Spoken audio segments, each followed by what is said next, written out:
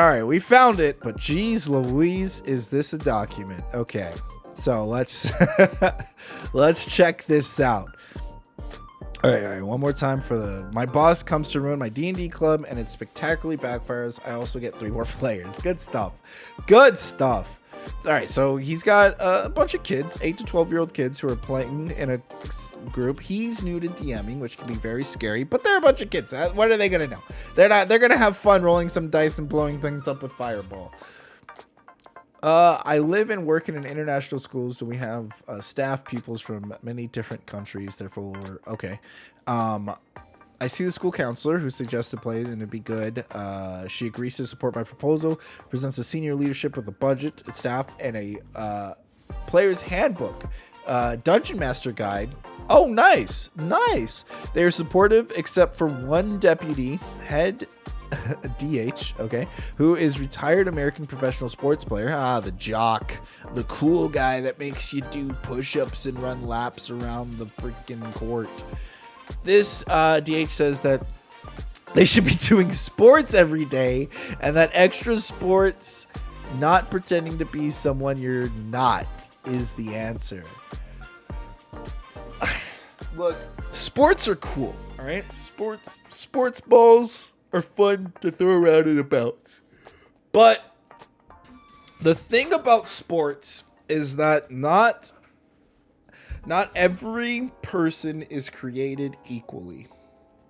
They're just not. Some are just more talented than others. And genetics, unfortunately or not, plays a huge part in sports. Not only that, you could have the right genetics, but you could just be really bad. You could just be really bad at sports. So I think it's important to know that kids, not just kids, adults, our whole society is based on who's the best at what in sports. You could min-max a player in D&D, but no one's gonna favor you over the person who doesn't min-max in D&D. When it comes to creativity, there's a little bit of a more equal playing field. But people can be really bad at D&D. People can be really bad, and that can serve a huge issue as well. I'm not gonna be ignorant against that. DH is widely ignored. Once counselor and I explain potential benefits. Session 5. We are short staffed, so DH is on duty at school. DH decides that it would be a great idea to come the building I'm in. Of the 10 pupils, he's got 10 people I have in the library, area 7 are there to play D&D. I tell DH this, and DH decides that the 3 who are not playing must be the cool kids. Oh my gosh, what a jerk. So this guy busts into the library, sees people playing D&D, and then I guess there's either 3 kids at the table or there's 3 kids in the library somewhere else, 3 extra kids, and he's like, oh, you guys are the cool kids. So goes to speak to them. How long ago was this post? 23 days ago? Jeez Louise. So goes to speak with them. 5 minutes into the conversation, the girls say they are leaving because they are off to play D&D.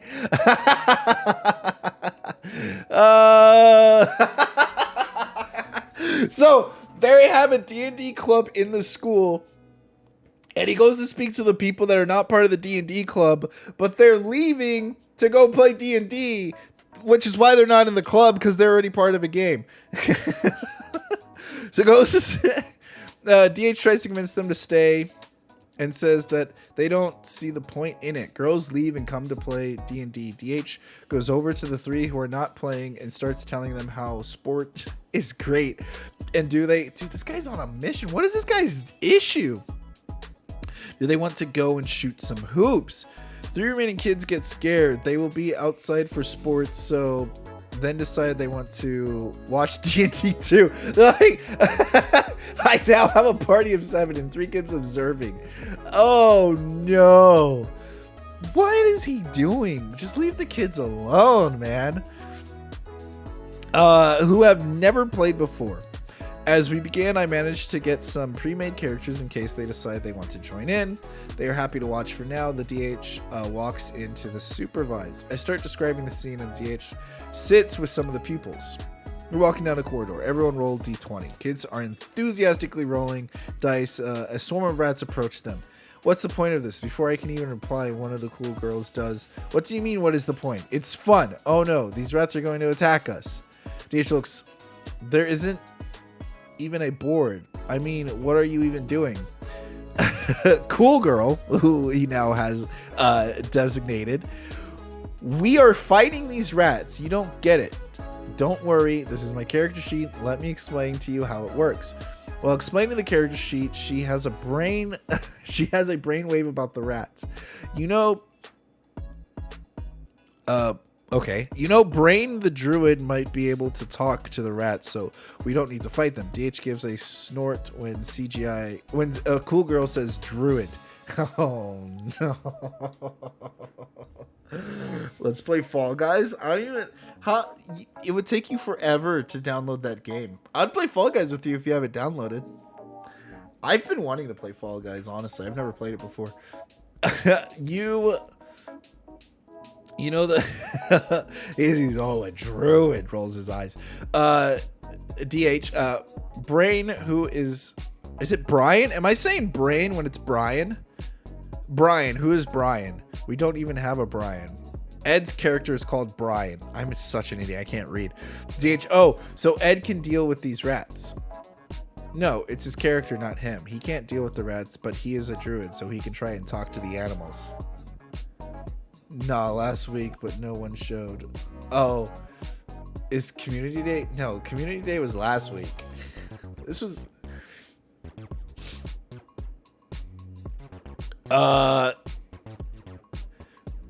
Once some of the rats are killed, the 3 kids who are watching decide that this is amazing and they want to play too. Oh, that's how you get them converted. I give them pre-made characters and say that they were attacking the rats from the other side, and this is how they meet up. I sit them with people who know slightly more and can help them.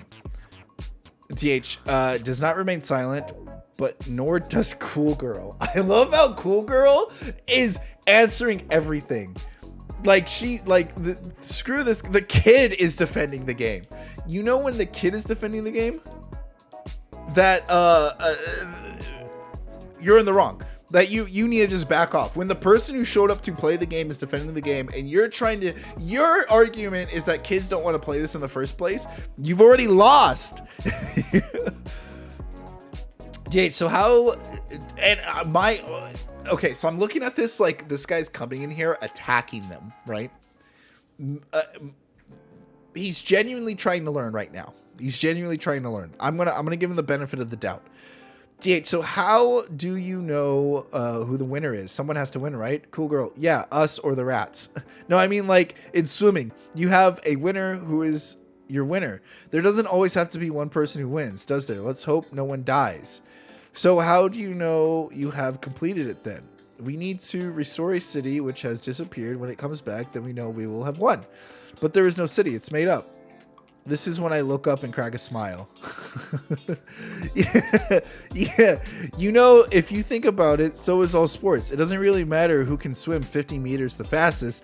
That's not how anyone gets a job. My dad is so fast, he never does exercise anyways.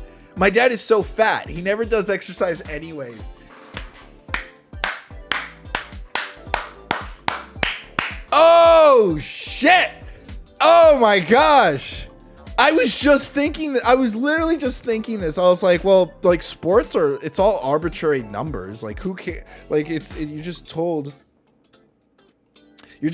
to do things a certain way because someone told you to do them a certain way. It's the same thing as D&D. The guy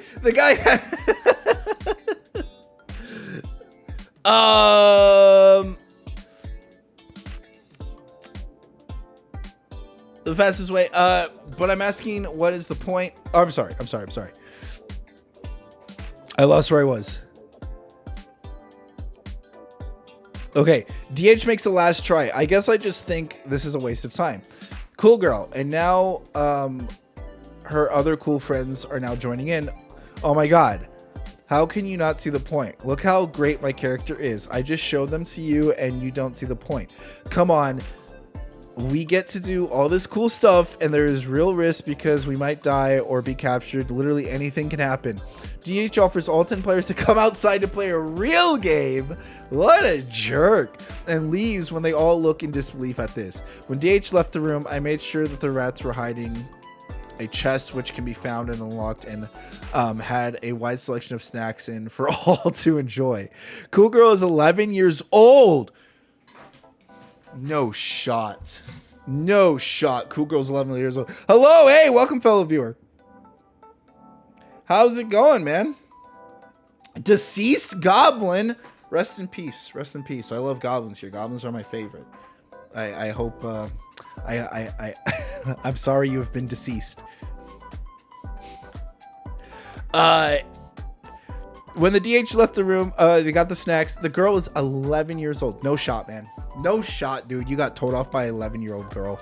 Holy shish kebab, bro. Imagine having such insight at 11. Imagine telling the head coach at your school that ultimately all sports was made up. It was so great. Dude, that's what I'm saying, man. So funny, and I thought I'd share it with you all here. Good stuff, dude. Good stuff. Kids, I'm telling you, kids, it is great when a kid can tell off an adult.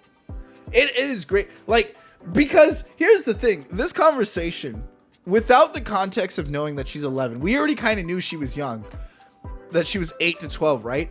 But listen, reading this conversation right here, I genuinely thought that this was like some other girl that was just older and sitting there and just hanging out, right? Like I thought this was like some 16, 14-year-old girl. This was an 11-year-old girl. This is freaking Leia from Obi-Wan, man. Like, you know what? Leia was telling people off when she was 10 years old. Jeez Louise, man. She was going off. This girl was going off on this guy. Guy didn't even have a shot, man. The guy rolled a natural 1, and the girl is over here critting him. Crit. Oh my gosh, this dude got pooped on.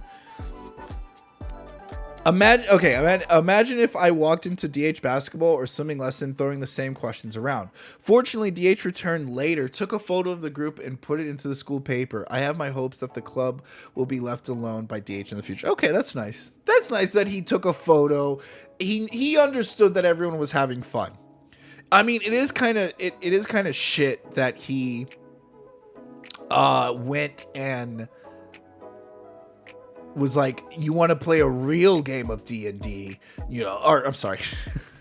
You want to, yeah, rats. We're going to fight some dragons. Come to my basket. Imagine luring all the kids in.